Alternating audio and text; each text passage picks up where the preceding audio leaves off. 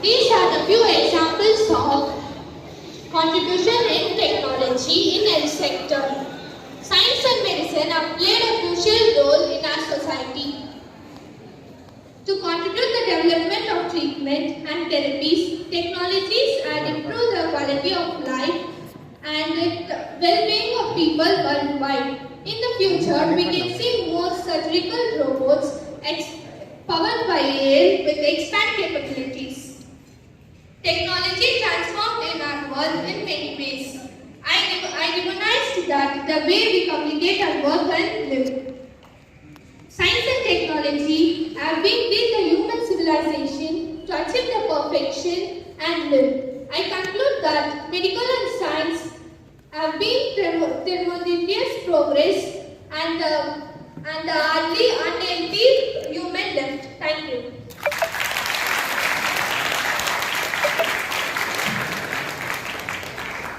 Thank you, Rubina, for your amazing speech. Now, I call upon Abdul Venisa from 8B to talk about impact of science and technology. A very good morning to one and all gathered here. I am Abdul Venisa from 8B, guided by Ms. Lata Christina. The science of today is the technology of tomorrow, said by Edward Teller. I am here today to debate about the impact of science and technology, which has taken a tremendous role in our day-to-day life. The evolution of science is like a boon to the world. The development of technology, along with the advancement in science, helps us to bring in a revolution. In various fields, such as medicine, agriculture, education, information, environment. Of course, technology has totally changed our lifestyle. In the present world, if we think of any sort of development, then the presence of science and technology cannot be ignored. Then, what is science? Science fundamentally is the systematic study of structure and behavior of the natural and physical world through observations and experiments, and technology, which is basically derived from the Greek word technologia. It is an art, skill or ability which is used to create and develop products to acquire knowledge. Scientists use their knowledge to develop technology and then use technology to develop science. Because of this reason, science and technology are an integrated terms in today's world. Excellence is a continuous process, but not an accident. The process of science and technology has transformed our world in many ways. It is a direct source of innovation and development of latest medicine, which has helped doctors to diagnose illness more accurately, educates people with diverse range of knowledge, encourages collaboration with other countries, makes our life easier and comfortable, and can reach our destination quickly with the help of mobile and internet. In general, science and technology is indispensable and has simplified our lives to a greater extent. Some technology is a useful servant, but a dangerous master. The process of science and technology, along with the process, when it comes to the cons of technology, we humans have become lazier, affects our physical health, has adverse impact on nature, creates unemployment, hinders critical thinking and critical thinking and hinders.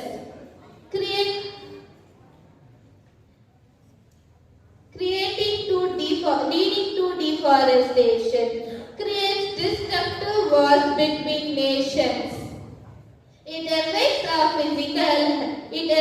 our privacy, causes significant disruption, increases the rate of cybercrime, consumes lot of energy to bring in social, economical and political development. Friends, let me sum up by saying science and technology is a beautiful gift to humanity. We must not distort it, said by APJ Abdul Kalam, the great Indian scientist. Thank you.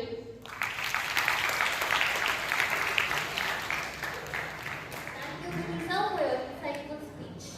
Now, I call upon Samraj from 10th to talk about science and technology in agriculture. Agriculture is the backbone of the Indian economy. Good morning to one and all. Honorable Chief Guests, Reverend Sisters, beloved headmisters, and my dear friends. My name is Samraj, studying in 10th standard B section. My topic is Science and Technology in Agriculture, guided by Ms. Lata Krishna. Science and technology is a double-edged sword which cut both the ways depending on how it is used. It is essential that we must understand its advantages and disadvantages. Let's see the advantages of agriculture. Productivity is boosted by technology. Technology makes transportation easy. Technology increases trading and business. Farmers' workload are reduced by technology. Water supply becomes easy by using modern technology. It provides raw material to the industry. Earns foreign exchange by exporting agricultural products. It contributes about 29% of gross domestic product. Now, let's see the disadvantages of agriculture. Excessive use of fertilizers and pesticides. Unemployment. Lack of education among farmers. The use of fertilizers can contaminate water supply and harm biodiversity. The use of fertilizers and pesticides. The use of fertilizers and pesticides. The use of fertilizers and pesticides can harm soil quality. India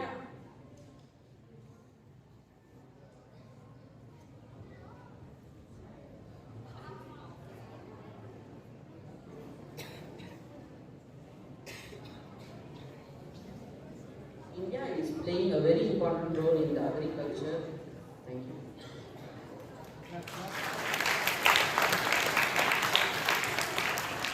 Thank you, Samraj. Now, I call upon Navanish from 8th to talk about army. Good morning to one and all. My name is Navanish. I am from 8th D. My guide teacher is Mrs. Lata Krishna. I am here to speak about science and technology in Army. Indian Army was formed on 26 January 1950. It is a one of the Indian Army force. It is a one of the wing of the Indian Army force. Its motto is serve before self. Its color are golden, red, black. The primary missions of Army is national unity and security. The guard of honor march is Kadam Kadam Badhaiye Ja. The primary mission. The Indian Army included in 4 wars with Pakistan and China. The Army is one of the largest standing in the world. Now let us see the advantages of science and technology in Army. Modern days military missions are designed to break thought walls easily. Modern weapons are used by soldiers during war.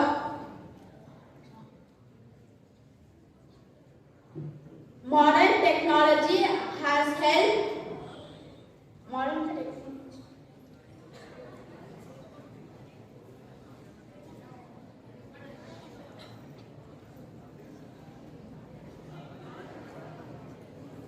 to face threats from other countries.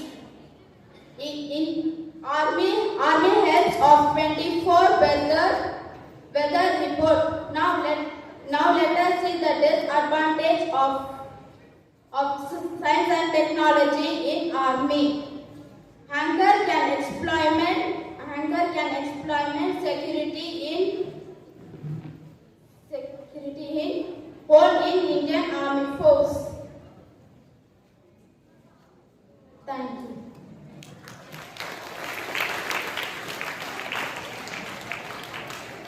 Thank you, Navish. Better luck next time. Now I call upon Neha Jasmine from 8B to talk about air, water and surroundings. Good morning, everyone. Firstly, I would like to thank you for giving me this opportunity. It's my pleasure to introduce myself. So, my name is Neha Jasmine. I am from 8th Standard B section. My guide teacher is Master Nayakam. Today, I am going to talk a few lines about air, water, and surroundings. Firstly, I would like to talk about air. We use air for breathing in oxygen to live. Moving air or blowing wind is used to sail a boat. The oxygen present in air is a supporter of combustion. Hence, air supports burning of anything. Air is important for all living beings and living things. Air is mostly gas. CO2 is present in air. We need air to live. Air is all around us. Secondly, I would like to talk about water. Water is a precious thing. We use water for drinking, and without it, we cannot survive. Water gives us energy, vitamins, and minerals. We use water for many household purposes, like washing, cooking, and so on. Water is used for agricultural purposes too. And the last I would like to talk about is surroundings. The environment is our surroundings, including the air, water, land, and living organisms. It's essential to keep our surroundings clean and healthy for present and future generations. It's essential to keep our surroundings clean and healthy for present and future generations. Pollution from various sources harms the environment and endangers the ecosystem. Deforestation destroys the habitats and disturbs the balance of the nature. Climate change caused by human activities poses a significant threat to the environment. Recycling helps to reduce waste and conserve resources like paper, plastic and metals. By taking care of our environment, we can ensure a better quality of life for all living beings and living things. Over the several years, air pollution has increased dramatically. Much air pollution can cause serious injuries to the environment. If people don't start taking care about what's going around, many people can be affected. Wasting water has become a significant environmental problem, both at consuming and industrial levels. It has the important individual business. Environmental science helps us to understand the relationship with the environment and informs the attempts of preventing and solving problems. Please stop polluting the air, water and surroundings. Be safe, take care of yourself as well as the environment. I end my speech till here. Thank you everyone.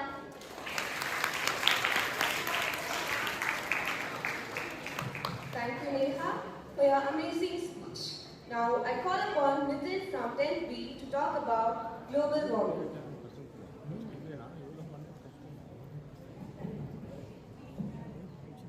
Good morning to everyone. I myself, Nitin M. from 10B. I am here to talk about global warming, guided by Master Nayak. Global warming. Global warming means the earth is getting hotter by pollutants from cars and factories. These pollutants are called total greenhouse gases. These gases makes the earth's air to trap more heat from sun. The major greenhouse gases carbon dioxide, which comes from burning of fossil fuel like coal, gas and oil. Now let's talk about the global greenhouse gas emission. 65% of global greenhouse gases covered with carbon dioxide and 20% of global greenhouse gases covered with methane and 5% of global greenhouse gases covered with nitric oxide and 2% of global greenhouse gases covered with fluorinated gas.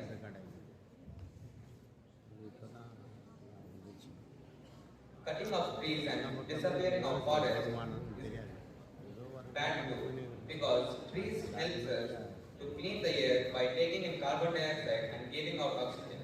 Deforestation and land use. 15% of global greenhouse gas emissions come from deforestation and land use changes. 30% of global forest lost since 1990. By global warming, some big problems are happening. Ice from North and South Pole are melting, which causes rise in sea level. Current sea level rise. Average level of sea level rise is 8 inches or 20 centimeters since 1880. Current sea level rise is 0.13 centimeter or 3.4 millimeter per year. When the sea level goes up, it can flood the coastal areas, making it harder for people to live there. The weather condition of Earth goes wrong, and there are more hurricanes, droughts, and floods.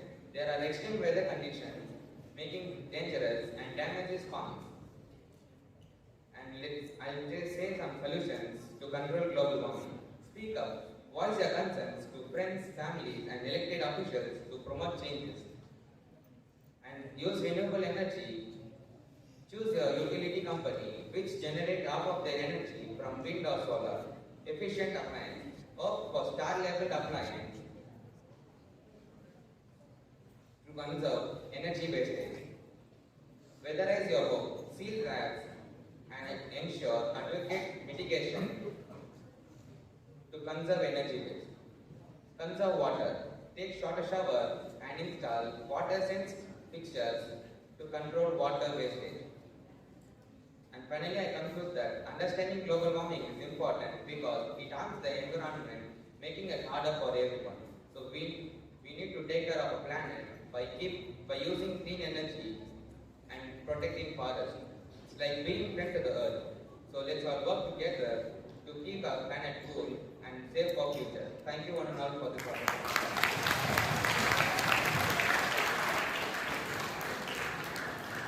Thank you, Nitin, for your informative speech.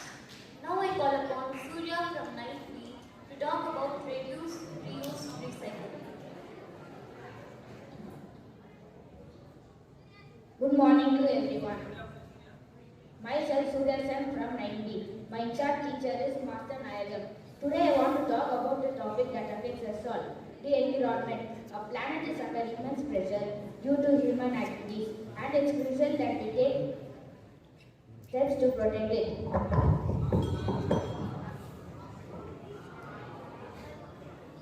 One of the most effective ways to do this is by adopting the 3 R's: reduce, reuse, recycle. Let's start with reduce. This means consuming less and buying only what we really need. It's about being mindful of our purchases and avoiding unnecessary waste. We can lessen the impact by reducing our consumption. The second R is reuse. This involves using items again. It's a creative and practical approach to waste management. The final R is recycle. This involves separating recyclable materials from waste and sending them to facilities where they can be produced into useful products. Recycling helps in conserve resources, reduces landfill waste, and supports a circular economy. In our conclusion, the 3 R's, reduce, reuse, recycle, are the essential tools for protecting our environment. Thank you.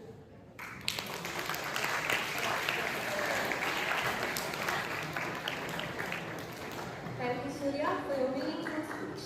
Next, I call upon Mithun Kumar from 8C to talk about the topic waste management. Good morning to one and all who are gathered here. My name is Mithun from 8C and my guide teacher is Master Nayagam and my topic is waste management. Waste or garbage produce a lot of bad smell. Garbage is very harmful to the environment. This is responsible for various types of diseases in children. This affects growth and weight, can cause air and water pollution. This garbage releases toxic chemicals and gases that causes air pollution. There are 5 rules for waste management: refuse, reduce, reuse, repurpose, and recycle. And there are many slogans for waste management.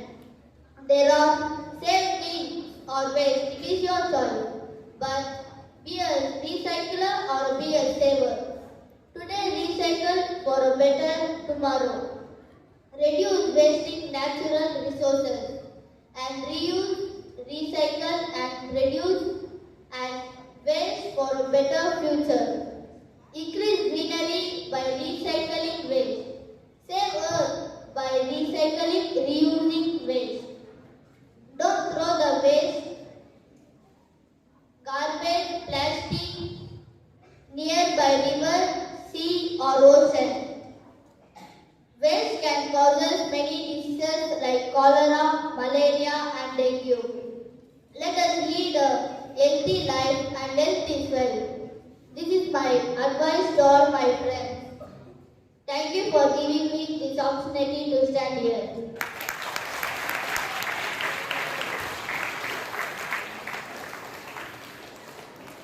Thank you, Vikram, for your interesting speech. Now, I call upon Vishika from 9A to talk about functions of brain and its importance.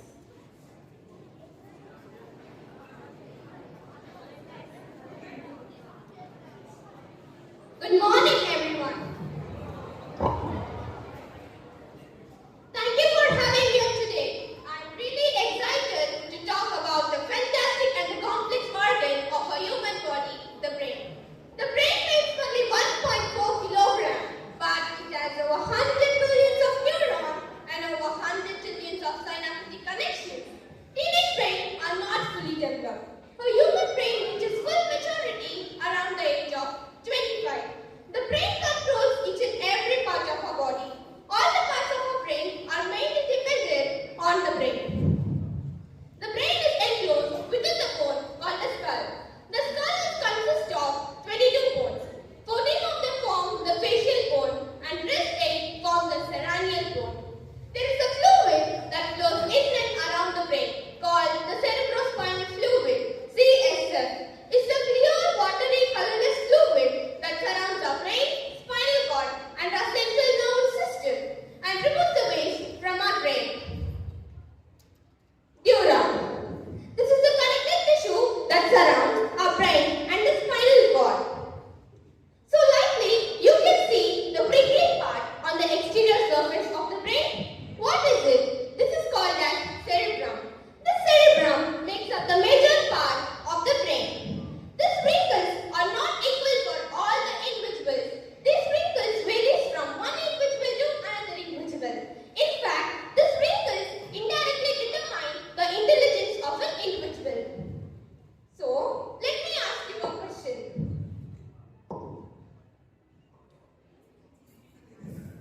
Don't say the color. Don't say the word which is written. Say the color. Blue, red, black, yellow, green, pink. What is confusing? Is your brain put to test? Yes, it was. By this you can know that our brain is divided into 2 hemispheres, the left and the right hemisphere. These 2 hemispheres are connected to each other by a bundle of nerve fibers called the corpus callosum. The left side of the brain controls the right side of our body and the right side of the brain controls the left side of our body. For example, if you are a right-handed person, then your left brain is working for you. If you are a left-handed person, then your right brain is working for you. This brain is divided into 4 lobes: frontal lobe, parietal lobe, temporal lobe, and occipital lobe. Let us test our frontal lobe is working perfectly or what? You quickly raise your right hand. Then your parietal lobe is working perfectly. You pinch your hand as hard as possible. Pinch your hand.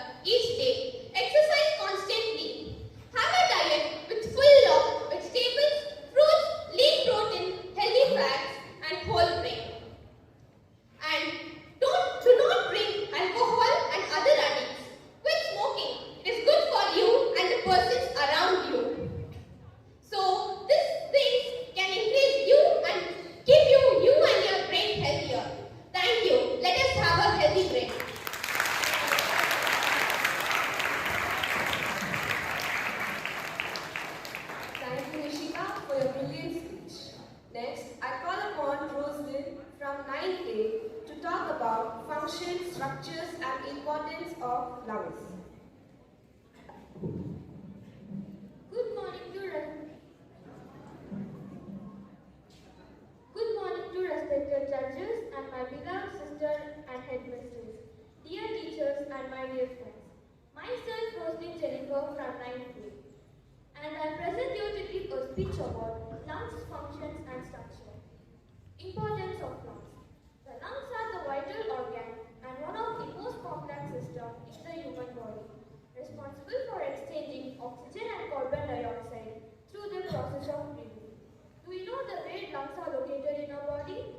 The lungs are located in the chest cavity and protected by the rib cage, divided into lobes, 3 in the right lung and 2 in the left lung, made up of tiny hair statues called AUDITORIUM. Functions. Oxygenate the blood, remove carbon dioxide, regulate pH levels, filter out small blood clots. Do you know the divisions of lungs? Fine. We have 2 divisions of lungs. Right lung larger, left lung smaller. Breathing process. Air enters to the mouth or nose. Air passes to the trachea, bronchi and bronchioles. Oxygen is absorbed into the bloodstream in the alveoli. Exhalation. Carbon dioxide is expelled. Interesting facts about our lungs. Adult lungs contains about 300 million alveoli. Lungs are the only organ that can float on water. Breathing rate is controlled by brain's respiratory center. Do you know when to seek medical help? When we have difficulty breathing, chest pain or tightness, coughing blood or rust-colored mucus, fever or chills, resistant cough or wheezing. Prevention and care. Quit smoking. Don't try to smoke in your school days to check if it is tasty. Exercise regularly. Wear mask in the polluted area. Maintain the healthy weight. Avoid strong chemicals and avoid alcohol and other additives. Thank you.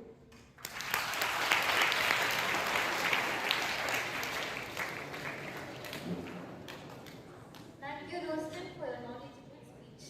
Now I call upon Sharon Anthony from 9th B to talk about health management.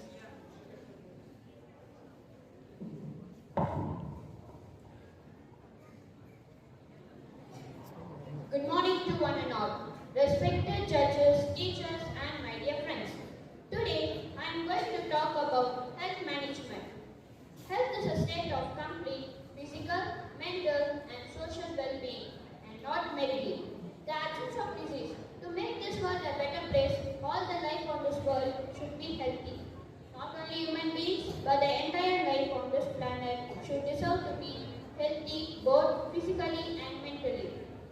So to promote health living and to facilitation, prevention, early detection and management of communicable disease.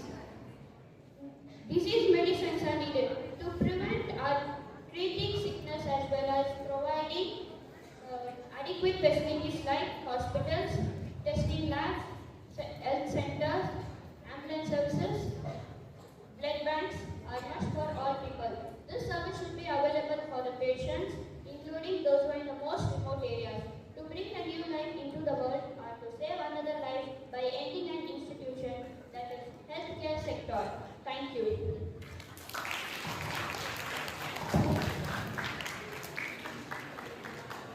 Thank you, Sharon, for your thoughtful speech. Next, I call upon Nisha Angel from 10A to talk about English education.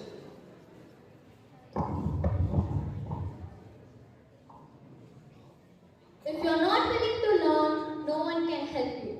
If you are determined to learn, no one can stop you.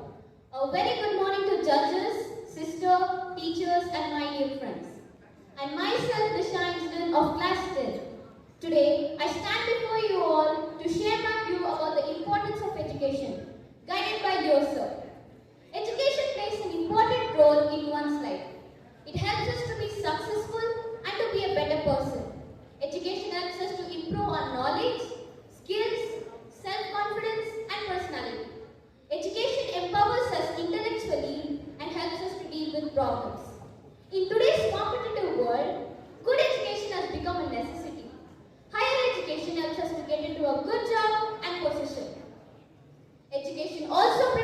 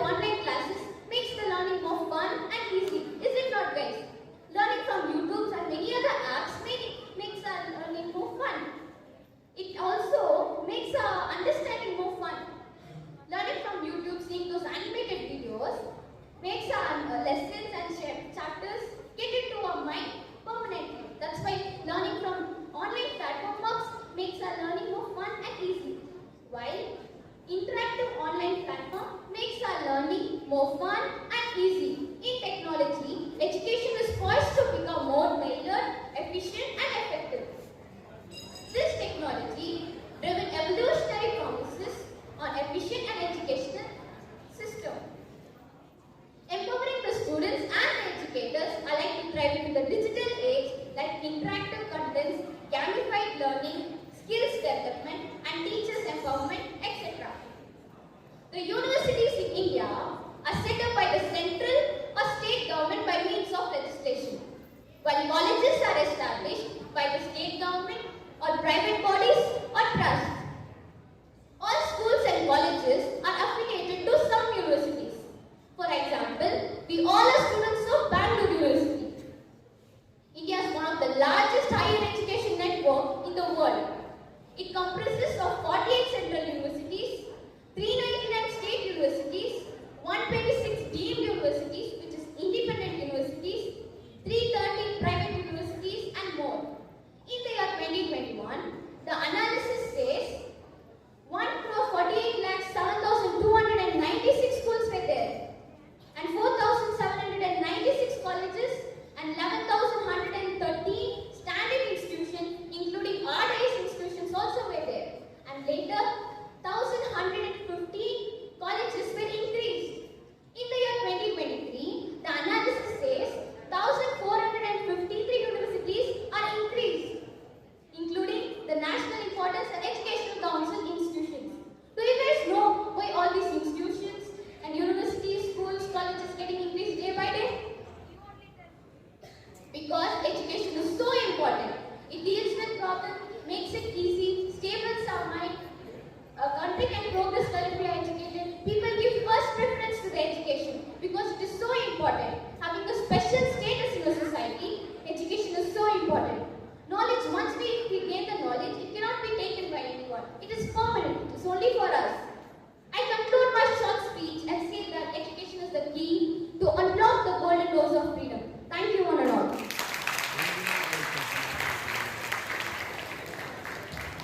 Thank you, Lisa, for your inspirational speech. Now I call upon Infancia from 9th grade to talk about girls' education.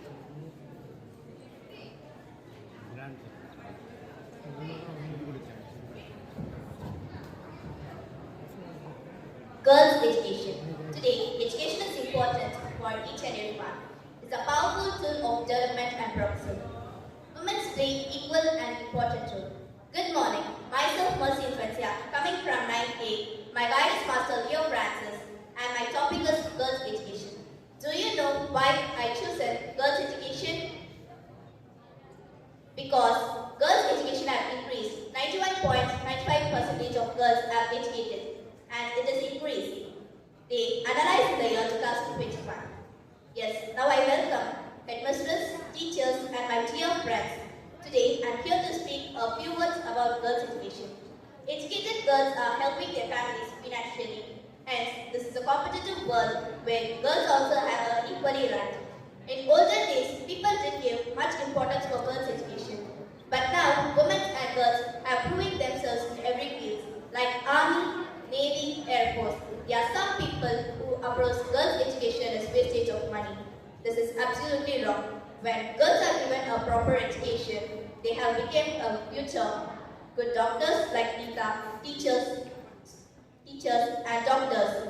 Now, there's a good impact on the economy. With this, I end my speech. Thank you.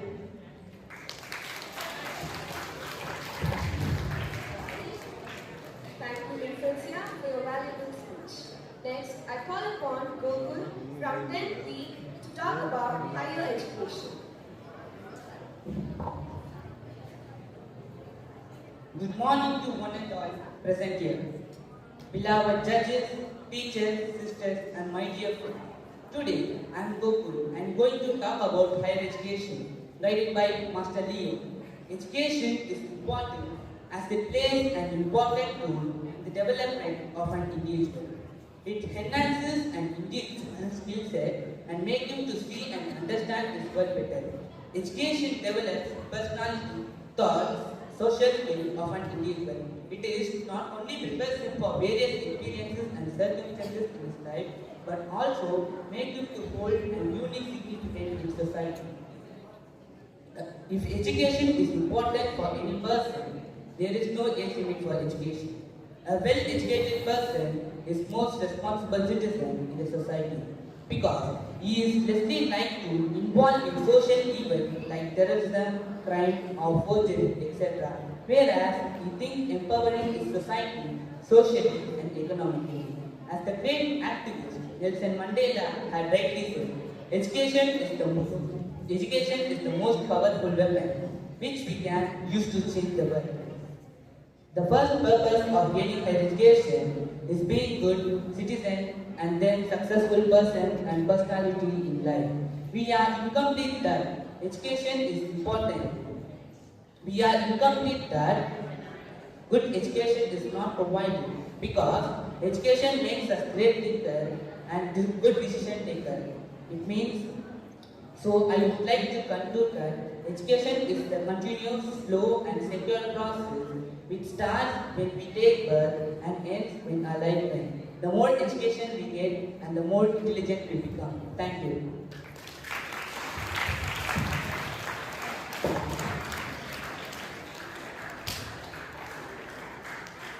Thank you, Gokul, for your excellent speech. Now I call upon Rakshita S. from 10th grade to talk about economic inequality and remedies. Good morning to the most respected Reverend Father Manager, honorable judges, all my respected teachers, my companions, and myself Rakshita from 10th day.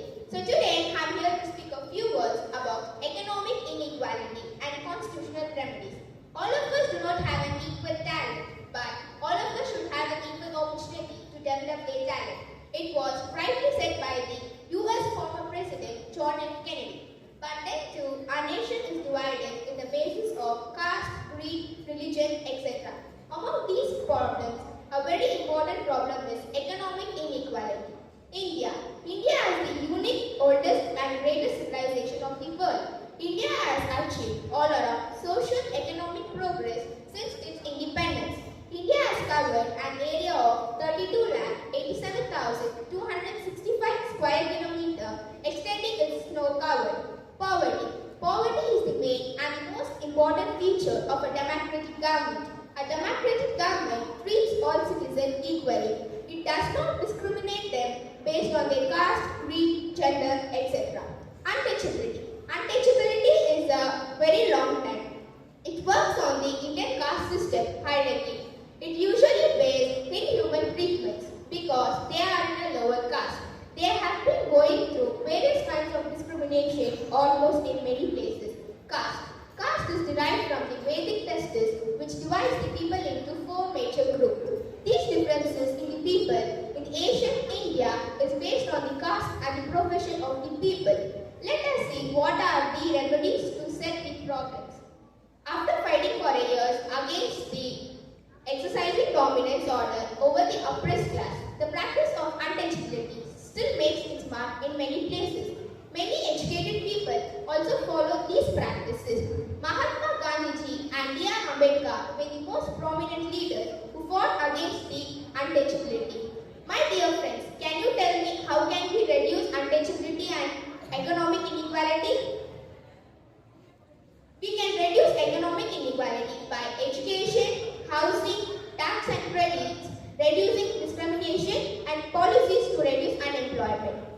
Article 17 of untouchability. Untouchability is abolished and its practice of any form is forbidden. Untouchability is an punishable offence in the eyes of law. So I conclude my speech that we shall not discriminate anyone based on their gender, caste and religion. I thank my English Literary Club, Mrs. Violet Mary, Mr. Prasad Prabhu and Mrs. Shani for giving me this wonderful opportunity. Thank you.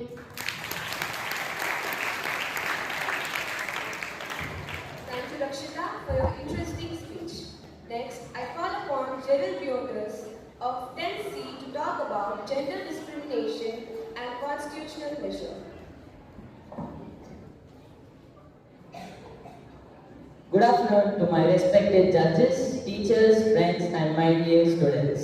Today I am going to talk about some interesting topics, gender discrimination, and my guided teacher Violet Mary. Gender discrimination is the unfair treatment of someone based on their gender identity or gender expression. This is the introduction of gender discrimination. Next we will talk about types of discrimination. I have four types that are namely direct discrimination, indirect discrimination, harassment, and victimization. Direct discrimination, treating someone less favorably because of their gender, is called direct discrimination. Harassment, unwanted behavior related to a person's gender, such as sexual harassment, offensive remarks, or other verbal or physical harassment is called harassment. Indirect discrimination. Indirect discrimination means imposing a rule for men and women that puts either men and women as an unfair disadvantage is called indirect discrimination. Victimization, treating someone less favorably because they have complained about gender discrimination or supported who has. So these are the types of gender discrimination. Next, our problems of gender discrimination. We have two problems, and the problems are gender-based violence, child marriage, FGM, female genital mutilation, and sexual violence. And second type is sexual harassment.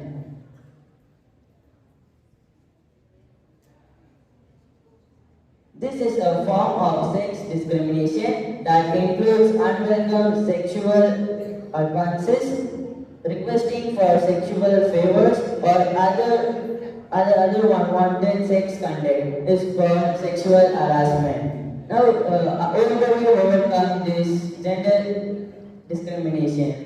We have three points that we can overcome this gender discrimination. First point, gender equality training. Education can help eliminate gender stereotypes. For example, gender equality training in police work for male officers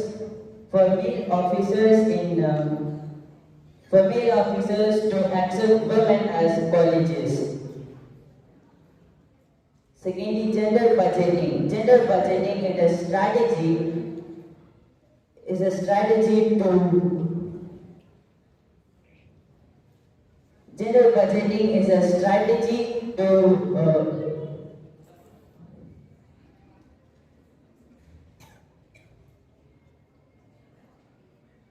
equal participation. Equal participation can help in encourage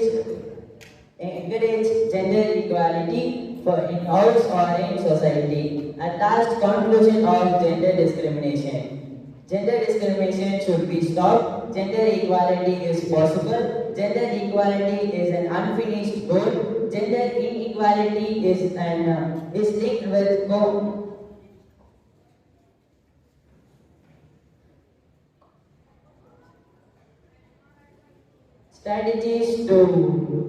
strategies to promote gender equality. Thank you, judges. Thank you.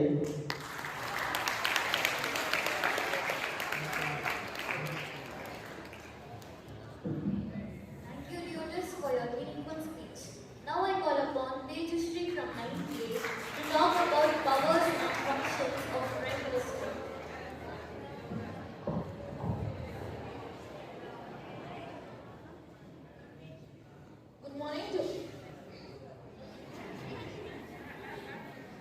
Good morning to the most respected judges, teachers, and my dear friends. Myself Tejashree from 98, and I'm here to give a speech about importance of Prime Minister. Importance of Prime Minister.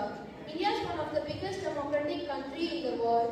Free and fair elections are needed for healthy democracy.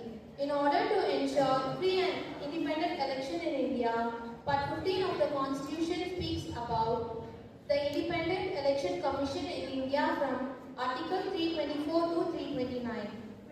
Let us see the role of Prime Minister. The Prime Minister is responsible for aiding and advising to the President in distribution of work of the government to the various ministers and offices in the term of the government. Powers and functions of the Prime Ministers. The Prime Minister is responsible for all actions of the government. He coordinates the activities of the various ministers. Head of Union Cabinet.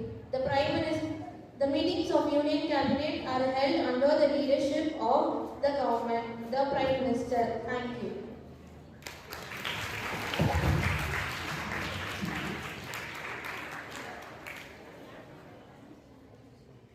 Thank you, Teacher, for an informative speech.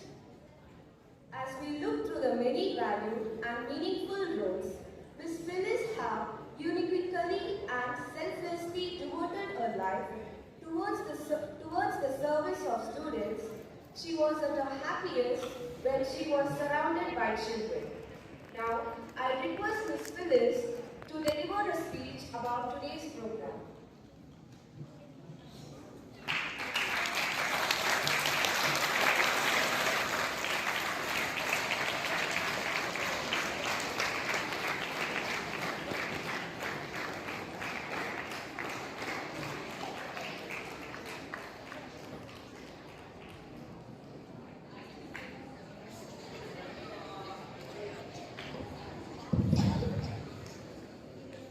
Hello, good afternoon, my dear teachers and my lovely children.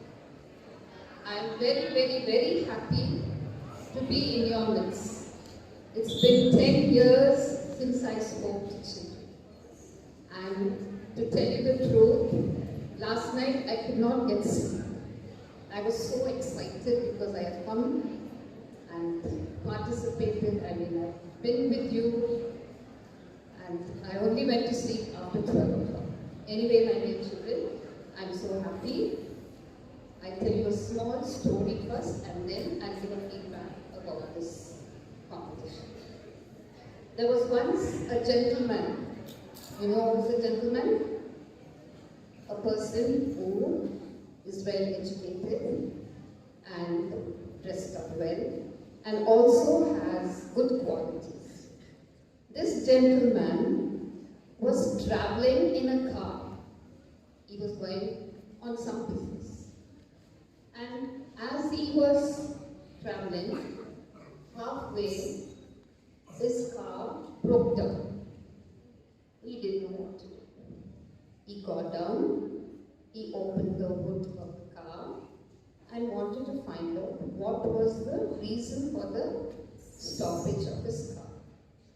And he was trying to see what was it, when suddenly a little boy, maybe of your age, came that side and asked him, "Sir, do you need any help?" Then he looked at this little boy. He also was dressed up nicely, with a pen in his pocket. And he said, "Who are you? What can you do for me?" But he said, "Sir, I will see what is wrong with your car. Can you?" He asked. He said, "Yes. My dad is a car mechanic and he has a workshop and I sometimes help him." He says, "Go ahead." So he brought out his tools. You know what are the tools? Spanner, screwdriver, and what all is necessary to repair a vehicle. He gave it to him and he said, "Do it." This little boy went on fiddling with it and then told him, "Sir, you can proceed." Meanwhile, this gentleman asked him, "Young boy, why are you here today? Aren't you going to school?" He said, "Sir," in a very sad voice and very feeble voice, he said, "Sir, I do go to school. I am studying."